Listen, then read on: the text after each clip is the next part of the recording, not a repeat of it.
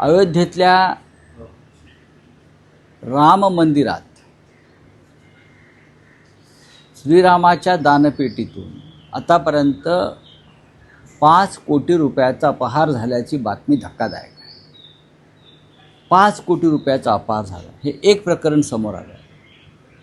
प्रत्यक्ष अयोध्येच्या मंदिरामध्ये रामाच्या दानपेटीतून, त्याला चढावा म्हणतात, तिथे दान म्हणतात, त्या दानपेटीलाच हात घालण्याचं धाडस कोणता हिंदुत्ववादी करू शकेल?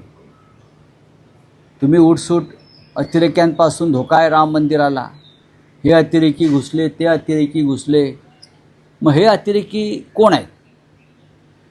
जे CCTV कॅमेरा दिसत आहेत आणि नंतर जेव्हा हे लक्षात आलं तेव्हा ते CCTV फुटेज गायब करण्यात आले.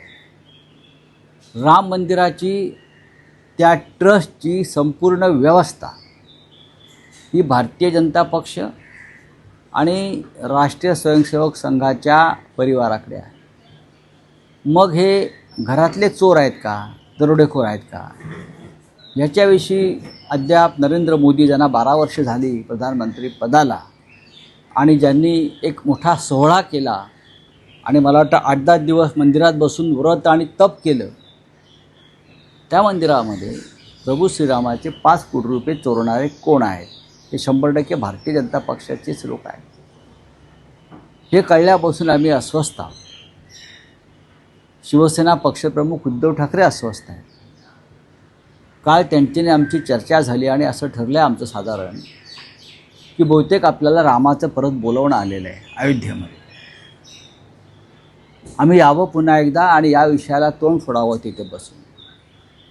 आम्ही स्वतः म्हणजे शिवसेना किंवा शिवसेना पक्षप्रमुख उद्धव ठाकरे हे सुरुवातीला राम मंदिर उभं राहत असताना ज्यांनी मोठी देणगी दिली 1 कोटी रुपये त्या काळात, ते आम्ही आहोत. त्याच्यामुळे आम्हाला त्या देणग्यांचं महत्त्व माहिती आहे. आम्ही पहिल्याच दिवशी आमच्याकडून 1 कोटी रुपयाचा धनादेश हा राम मंदिर ट्रस्टला राम मंदिर उभारण्यासाठी दिला. नंतर खूप लोकांनी दिले असतील गुप्तदान, आमचं उघड दान आहे. या दानपेटीचे चोर कोण? त्यात कोणाचा हात आहे? हे पैसे कोण पळवतं आहे वारंवार? CCTV फुटेज का गायब करण्यात आलं आहे? याची चौकशी का होत नाही? नरेंद्र मोदी, ज्यांनी या मंदिराच्या प्रतिष्ठापनेमध्ये फार मोठं राजकारण करून भाजपला मतं मागितली, त्या विषयावर का गप्प आहेत? या ट्रस्टचे अध्यक्ष नृपेंद्र मिश्रा हे का गप्प आहे? त्या भागातले भाजपचे एक नेते ब्रजभूषण सिंग यांनी काल सांगितलं आहे की त्या भागातले खासदार होते, अनेक वर्ष नेते आहेत त्या भागातले, राम जन्मभूमीच्या आंदोलनात ते होते. ते म्हणतात की माझ्याकडे पूर्ण माहिती आहे, पण ही इतकी मोठी माणसं आहेत की माझ्या जीवाला धोका निर्माण होईल मी काय बोललो तर.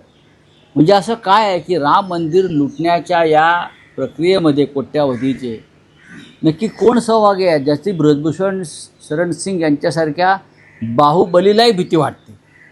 हा अत्यंत गंभीर विषय आहे आणि आम्ही लवकरच आमची जी जाण्याची योजना आहे ती जाहीर करू.